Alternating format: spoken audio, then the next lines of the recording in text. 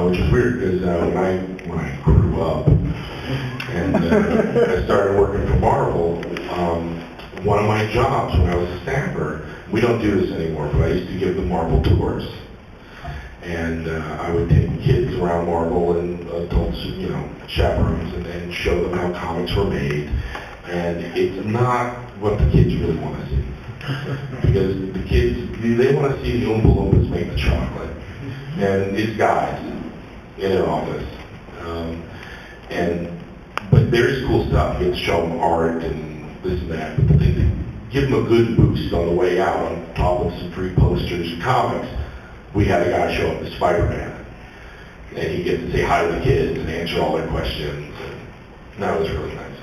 So I got to hang out with Spider-Man as an adult. And, hey guys, this is my friend Spider-Man. Hey, Spidey wants to say hi to the kids, and it was great. And he's old and wise, right? It's okay if I don't know how I can tell this story. Okay, good, great. We had a great Spider-Man in the office. One of our guys in the bullpen did big stuff. He had the right build. We had a lot of backup Spider-Man people on staff, even editors, who could put on the suit, and be good Spider-Man. We had this one guy who's really good. I'm not going to say his name to embarrass him or anything. And he really had his Spider-Man down. And whenever kids started asking weird questions or all the annoying stuff, he would be able to dazzle them with some fancy footwork and go, well, because he was working in the bullpen, he knew what was coming up. He's like, hey, did you hear about my latest fight on the radio? They haven't made it into a comic book yet. Well, I'm fighting Night and Fog over in, it's going to be next month's Spectacular Spider-Man. I was over in London and doing it. It's been a really good yard. There's one problem with him as Spider-Man, and that was he could have been a porn star. And all the adults, all the kids would be like, hey Spider-Man, hey Spider-Man, hey Spider-Man. And all the adult chaperones would be like, lines of sight would cross. And it happened. Usually someone would ask questions like, Spider-Man, why don't you walk up the wall? And our Spidey would go, well, these straws, it doesn't look like it support my weight. I don't want to rip this down.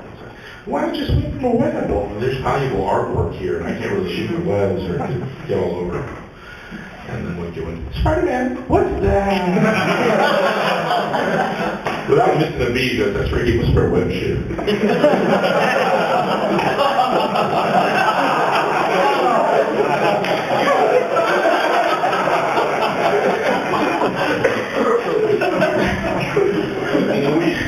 We had a guy on staff who was a wonderful guy. He later became a Vertigo editor, and there's a whole bunch of other stuff now too.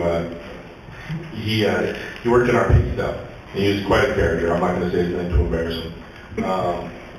And when kids started mobbing Spider-Man and like clawing all over him, like Spider-Man, Spider-Man, it was his job to run in and go, he's supposed to do this. So he was a character. What he's supposed to do is go, Spider-Man, Doc Ock is attacking the Chrysler building, you gotta go! And Spider-Man, gotta go, kids, and he kind of run back to the building. And we'd have someone waiting by the bathroom, they'd open the door, and he'd run in and they'd close it. You went out, he's swung away. That's what he was supposed to do. He would always come in and say something that would go right over the kids' heads and hit the adult square in the face. I'd be like, the one I remember was Captain Spider-Man, Captain Smegma's attacking the Chrysler building. Yeah, these little kids are, Smegma, Captain Smegma, Captain Smegma, Captain Smegma. Oh, it's a long day. But it was a fun job. It was a great job. And that was one of the fun parts was one of the things we do at Marvel is, this was us in the office with the Spider-Man suit. We would never send the Spider-Man suit just out into the world for a signing. We have professional actors so that we always know that our Spider-Mans will comport themselves and represent Marvel well. One day, and there's this one Spider-Man actor I was very good friends with, and not the guy who would do it on set. This was a guy who was a professional Spider-Man. And one day, when it was a comics day, so we all had our comics. Someone at Marvel got everyone free passes to the John Goodman movie, The Babe. I guess no one was seeing it. You know, where he was Babe Ruth.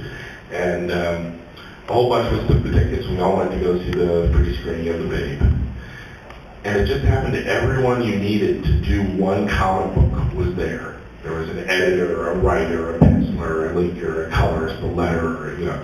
It was just the whole troop of us all going. And Steve, who was a Spider-Man.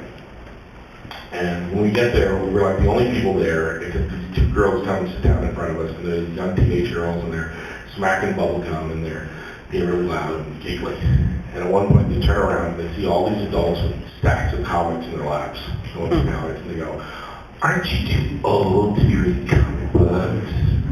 We're like, "Well, we work at Marvel, and this is our job. We put out comic books." And this one girl keeps going, "My butt.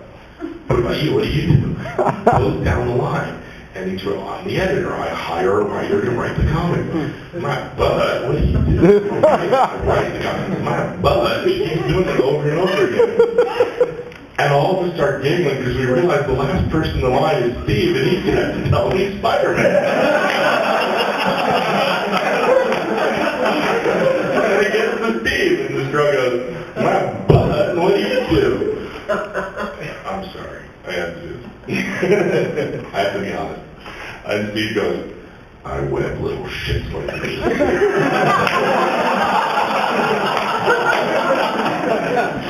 It's going. He's watching the movie.